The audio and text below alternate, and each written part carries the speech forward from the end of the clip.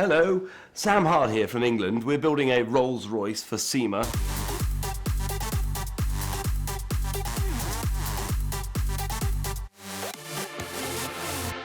2015, I was at SEMA after helping a guy called Slick from Highway to Sell build his SEMA car.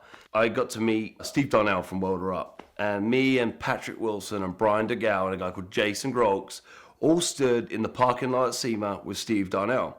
And Steve Darnell is this rat rod guy, yeah? He's got like the iconic backstory of rat rods, right? And I'm some English nutter that's had far too much to drink with like a trench coat on. I look like England's epitome of what a young English man looks like, you know? I turned to Brian, I said, man, there's no rat rods at SEMA. It's all new, shiny, trailer queen, jacked up trucks, right? And we all decided there and then we should have a rat rod build off. I was like, yeah, no worries, you know? And I'd had rat rods built or designed. I've helped build and design cars in Juarez in Mexico at a place called Street Toys. And at this point I was like, I'm a Brit, I live in England, and I've just agreed to be in a rat rod build off at SEMA. So I've got like some hurdles to climb here. I've got like the lake between us both. We've got the fact that I don't have like a real build shop in the UK. I have to get the car into SEMA, and how the hell am I going to afford it? So, you know, I end up building a relationship with a guy called Jesse Gonzalez, like I said, at Street Toys. And I was like, hey, you want to build a car for SEMA? He's like, yeah.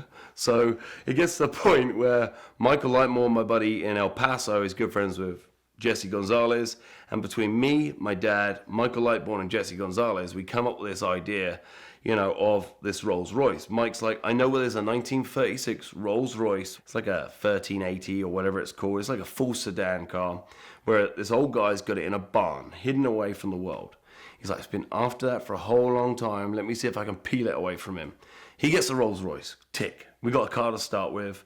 I then talked Jesse Gonzalez into, fancy like building it, I'll get the parts and everything I can, you build it, and when we sell it, we'll go three ways. Michael Lightbourne's going to put money in for car parts, we'll put money in as well for bits and pieces, plus I'll get parts for the car, and Jesse will build it.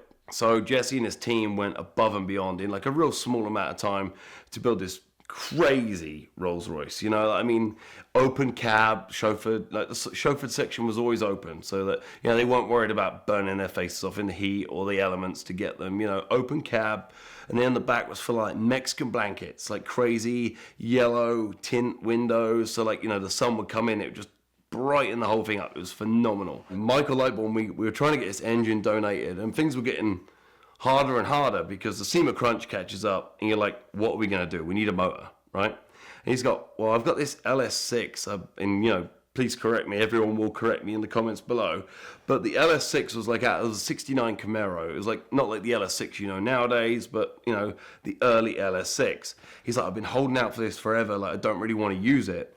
We end up managed to convince Michael to give us his LS6. We put that in, and he goes, Sam, we want Hilborn fuel injection. So I'm on the phone to Hilborn. Hello, Sam Hart here from England. We're building a Rolls Royce for SEMA, and I'm going to tell you it's going to be the most talked about Rolls Royce in the world for 2016. I convinced them to give me like the thing it cost. It was like real cheap, but you know, they're a small company. You can't expect them just to give stuff away. That's how they don't survive. We get the Hilborn fuel injection. Once again, Jesse makes these bad freaking snorkels, like, you know, the exhaust pipe, but for the intake, like little bear's paws. Absolutely amazing. And we built it 2 weeks before the car was due at SEMA. Me and my dad flew out. We helped out for no money, laying on the floor in his workshop, sleeping like on a piece of wood or whatever, me and my dad, for 2 weeks straight, just helping finish it off. I mean, in no way, shape or form did we build the car, but we helped the snag list at the end, and we got it done. We got it to Vegas, and it was just mind-blowing, you know. But the worst thing of all was once we got it to Vegas, we finally got the paperwork through for the car. Turned out it was owned by Lord Tredegar, who was like a really famous guy, and he was friends with the Queen, with Hitler, all these kind of people back in the 30s, and we cut his car up. It's pretty cool.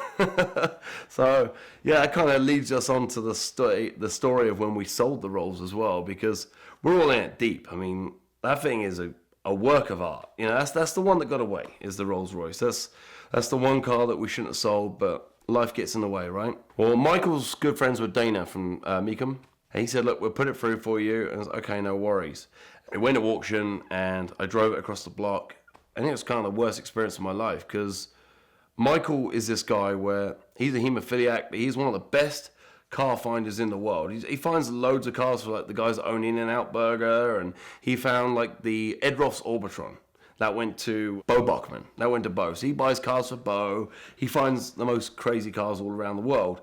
And Michael's like, look, we're all in it deep. We're all broke. Let's just dump it. Michael's phrase, which if you ever meet him and get to deal with him in cars, like, let's dump this piece of shit. That's what he says, right?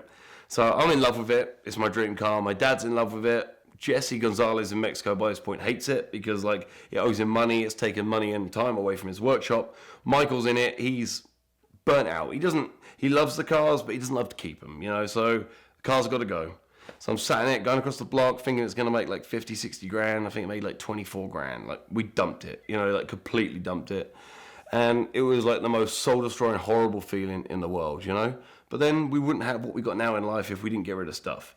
And that's what Richard Rawlins told me once in my life. It's the only phrase he told me: don't ever hold on to anything. Don't ever worry you won't get it again. Because if you don't sell it today, you won't have the money to buy cool in the future. And that's the most important thing, is never holding on to stuff. If the money's there, let it go. The Rolls was a bit of a strange thing to do, really, because you got people like Steve Darnell that are saying a rat rod is this. It's rusty, it's bare metal, it's used, made with recycled parts. So we made this Rolls rat rod, which Michael come up with some amazing ideas. I got some parts and Jesse put this thing together. And it's like an English version of a rat rod, right? We got no bare steel that can corrode and rust, so we polished the thing, right?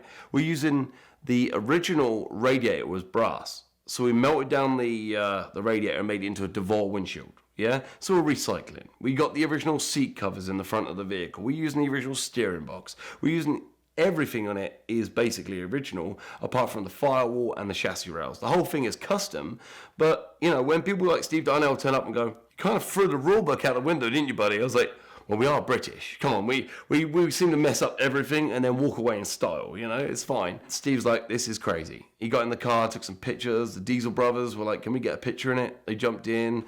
It was just absolutely off the rails. And people were just walking up. And whether they loved it or they hated it, they were still talking about it. And they were still taking pictures of it, Gene Winfield, what hell of an idol for me. Gets down on his knees, opens his bag, gets his camera out, and is walking around taking pictures, right?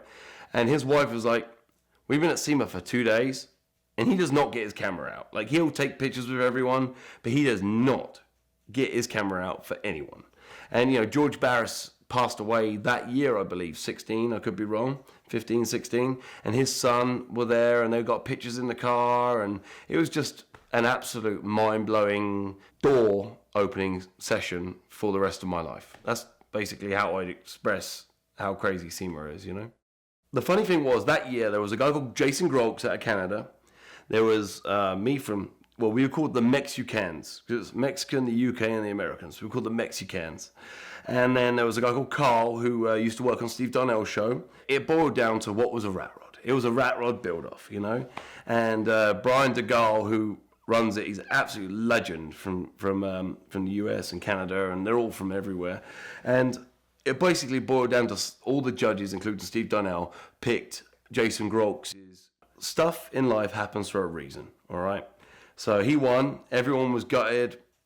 Brian got a lot of shit from a lot of people for the Rolls not winning, right? And the next year they changed it to the Radical rod drive off, because now there's no rules. It doesn't have to be ratty. It can be painted. It can be whatever you want it to be, as long as you get it driven to SEMA. It has a booth space and you drive it there. You can't pay someone to drive it. That's the deal, right? So the whole reason it's now called the Radical rod drive off is because I messed it up by building the Rolls Royce with my team members all across the world. Turns out later on that year, Jason Groks was out on the Canadian lake with his girl and their kid, and it was a nice sunny day. They're out on the lake. Storm came in, and he took his life jacket off, gave it to his girl and their kid, and he died. So he went out of this world with the most overwhelming trophy that basically summed up his life. Bad guy, gave his life for the right reasons, And, you know, we go on every year remembering him and what he put into it when we were, all four of us stood there in 2015. And the three founders are still here now, and I bought my car this year. And, you know, but it gives me the tingles right up my spine just to think that he won that reason for a year. It was meant to be. And, you know, any feelings that you have that you didn't win or we were gutted or whatever, it was just an overwhelming feeling that he won and he deserved it. And things all fall into place sometimes, you know. We'd like to thank Avalon King for their continued support of the VINwiki YouTube channel. You can check out the link in the description below for a discount on their Armor Shield 9 ceramic coating, or enter the code VINwiki at checkout. It adds hardness to the paint, increased clarity, and makes it much easier to clean. So be sure to check them out today.